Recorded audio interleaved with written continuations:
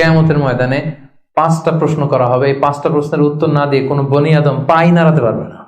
এর মধ্যে প্রথম প্রশ্ন, তার জীবনটা সে কোন কাজে লাগিয়েছে। জীবনের মধ্যে যে যৌবন ছিল ওই সময় কি করছে, এবং যৌবনের ইবাদতকে আল্লাহ তাআলা খুব বেশি পছন্দ করে। আপনাদের এই বয়সের অফিসে খুব ব্যস্ততা, এরপরেও যে একটু কষ্ট করে নামাজটা পড়েন, হ্যাঁ, এরপরে যে জামাতে আসেন, এরপরে আপনি সুন্নাহ মোতাবেক চলতে যাচ্ছেন, দাঁড়িয়ে রাখছেন, এটা অনেক বড় ইবাদত। এটা আল্লাহ তাআলার কাছে অনেক বেশি প্রিয়। এই জন্য যৌবনটাকে যেন আমরা কাজে লাগাই। প্রিয় যুবক ধরা হয় কোন বয়স থেকে কোন বয়সে, লেটস সে 20 থেকে 40, তাই না? 20 থেকে 40, এই 20 বছরের সময়টা হচ্ছে একেবারে জীবনের সবচাইতে মাহেন্দ্র ক্ষণ। এত শক্তি, সম্ভাবনা, টকবগে যুবকদের মধ্যে আল্লাহ অনেক প্রাণ শক্তি দিয়েছে। এরা বিপ্লব ঘটায় ফেলতে পারে, এরা সময়ের গতি স্রোতকে পাল্টে দেয়, সাগরের স্রোতকে উল্টে দেয়, এরা বিপ্লব করে ফেলে, ইতিহাস রচনা করে, ঠিক কিনা? সময়টা প্রিয় ভাইরা অনেক দামি, এটা বেশি দিন থাকবে না। রং ধরা যৌবন জং ধরে নাই, শেষ। এ দেখতে দেখতে ছোট্ট কিশোর হয়ে পৃথিবীতে এসেছিলেন, শিশু ছিলেন, কিশোর, তারপর এখন যুবক। কিছুদিন পরে বিয়ে করে থাকলে দেখবেন যে আল্লাহ ঘরে মেহমান পাঠিয়ে দিলে বাবা হয়ে গেছে। কিছুদিন পরে মেয়েটারে বিয়ে দিলে এরপর কি হয়ে যাবেন, শ্বশুর হয়ে যাবেন, এরপরে নানা হয়ে যাবেন, দাদা হয়ে যাবেন। এই তো জীবন, this is the circle of life. রং ধরা যৌবন জং ধরে শেষ, এটা থাকে না খুব বেশি। যৌবনের এই সময়টাকে যারা আল্লাহর ইবাদতে তারা কাটিয়েছে, তাদেরকে আল্লাহ তাআলা আরশের নিচে ছায়া দিবেন, নাশা ফি ইবাদাতিল্লাহ। এবং যৌবনের ইবাদতকে আল্লাহ তাআলা খুব বেশি পছন্দ করে। ইবাদতটা অনেক ব্রড সেন্সে যদি আপনি চিন্তা করেন, অনেকে মনে করে যে শুধু নামাজ পড়া, শুধু রোজা রাখা, শুধু জিকির করা এটাই ইবাদত। আসলে ব্যাপারটা কিন্তু এমন নয়। মানব কল্যাণে আপনি যাই করেন, আল্লাহ তাআলার আদেশ পালনে আপনি যাই করেন, সবটাই ইবাদত, ঠিক কিনা? আপনি যদি রক্ত দেন, মুমূর্ষ রোগীকে বাঁচাতে রক্তের প্রয়োজন হয় না? আপনি যদি তাকে বাঁচাতে রক্ত দেন, এটাও ইবাদত। আপনি পরিবেশকে সুন্দর রাখার জন্য গাছ লাগালেন, এটাও ইবাদত।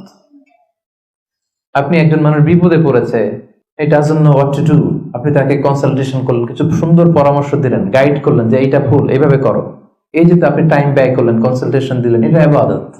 অনেকে মনে করে যে শুধু তাসবিহ, জিকির, কোরআন তেলাওয়াত এগুলোই মনে হয় ইবাদত। না, যে পথেই আল্লাহর সন্তুষ্টি, যে কাজ করলে আল্লাহ তাআলা সন্তুষ্ট হন, এই সবগুলো কাজই কিন্তু ইবাদত। তাই যৌবনের এই মোক্ষম সময়টাতে আল্লাহ তাআলার ইবাদত করে আমাদেরকে কাটাতে হবে। আমা খালাকতুল জিন্না ওয়াল ইনসা ইল্লা লিয়াবুদুন, আমি মানব জাতি আর জিন জাতিকে কেবলই সৃষ্টি করেছি আমার ইবাদতের জন্য। এজন্য এই বয়সের, আপনাদের এই বয়সের অফিসে খুব ব্যস্ততা, এখানে খুব ব্যস্ততা, এরপরেও যে একটু কষ্ট করে নামাজটা পড়েন, হ্যাঁ, এরপরে যে জামাতে আসেন, এরপরে আপনি সুন্নাহ মোতাবেক চলতে যাচ্ছেন, দাঁড়িয়ে রাখছেন, এটা অনেক বড় ইবাদত। এটা আল্লাহ তাআলার কাছে অনেক বেশি প্রিয়। বৃদ্ধ বয়সের ইবাদতের চেয়ে যৌবনের ইবাদত আল্লাহর কাছে অনেক বেশি প্রিয়। এর কারণ হচ্ছে, বৃদ্ধ বয়সে ইবাদত ছাড়া করবেটা কি? ইবাদত ছাড়া তো সময়ই কাটে না। কারণ ঘরে আর কথা শোনার কেউ নাই, কেউ সময় দেয় না, রাতে ঘুম আসে না, 3টার দিকে ঘুম ভেঙে যায়। বাংলাদেশের কথা যদি বলি, দেখবেন যে মুরব্বীরা 3টা-4টার পরে নাকি ওনাদের ঘুমিয়ে আসে না। তো অজু করে ইমাম সাহেবের 1 ঘন্টা আগে আসে মসজিদে ফজর পড়তে। ইমাম সাহেব দেরি করলো কেন, মুয়াজ্জিন দেরি করলো কেন, ওনারা এটা বলে, কারণ ওই যে ঘুম আসে না, কি করবে? তখন তার ইবাদত করা ছাড়া সময়ই কাটে না। ওই ইবাদত আল্লাহর কাছে ততটা প্রিয় নয় যতটা প্রিয় হচ্ছে একজন যুবকের ইবাদত, ঠিক কিনা? আপনি যৌবন কালে যদি আল্লাহ তাআলা দাসত্ব করতে পারেন, ইবাদত করতে পারেন, আপনার বার্ধক্যে উপনীত হওয়ার পরে ইবাদত করতে না পারলে আল্লাহ তাআলা ইবাদত দিয়ে আপনার আমলনামা পূর্ণ করে দিবে। পূর্ণ করে দেবে। ফজরের সময় উঠতে পারতেছেন না, কোমরে ব্যথা, ডায়াবেটিস ইত্যাদি ইত্যাদি, আল্লাহ বলবে যুবক অবস্থায় কি করেছিল ওইটা দেখো, ওই সময় যা করছে ওইটা লিখে দাও। এই জন্য আল্লাহ রাসূল সাল্লাল্লাহু আলাইহি ওয়াসাল্লাম বলেছেন যে এই যৌবনটারে কাজে লাগাও। আল্লাহ রাসূল সাল্লাল্লাহু আলাইহি ওয়াসাল্লাম বলেছেন 5টা বিষয় আসার আগে 5টা জিনিসকে কাজে লাগাও। এর মধ্যে একটা হচ্ছে শাবাবাকা ক্বাবলা হারামিক, বার্ধক্য আসার আগে যৌবনকে কাজে লাগাও। সিহহাতাকা ক্বাবলা মারাদিক, অসুস্থতা আসার আগে সুস্থতাকে কাজে লাগাও। গিনাকা ক্বাবলা ফাকরিক, গরিব হয়ে যাওয়ার আগে তোমার ধনাঢ্যতাকে কাজে লাগাও। ফারাগাকা ক্বাবলা শুগলিক, ব্যস্ত হয়ে যাওয়ার আগে অবসরটারে কাজে লাগাও। হায়াতাকা ক্বাবলা মাউতিক, মৃত্যু আসার আগে জীবনটারে কাজে লাগাও। এই জন্য যৌবনটাকে যেন আমরা কাজে লাগাই প্রিয় ভাইরা। এবং কিয়ামতের ময়দানে 5টা প্রশ্ন করা হবে। এই 5টা প্রশ্নের উত্তর না দিয়ে কোনো বনি আদম পাই নাড়াতে পারবে না, পা নাড়াতে পারবে না। এর মধ্যে প্রথম প্রশ্ন, আন হায়াতিহি ফীমা আফনা, তার জীবনটা সে কোন কাজে লাগিয়েছে। ও আন শাবাবিহি ফীমা আবলা, জীবনের মধ্যে যে যৌবন ছিল ওই সময় কি করছে। তো সে কি ইসলামের বিরুদ্ধে তার কাজ করেছে? হারাম কাজগুলোতে সময় ব্যয় করেছে? হারাম ব্যবসা করেছে? হারামের সাথে সম্পৃক্ত ছিল? ইসলাম বিরোধী গোষ্ঠীর সাথে সম্পৃক্ত ছিল?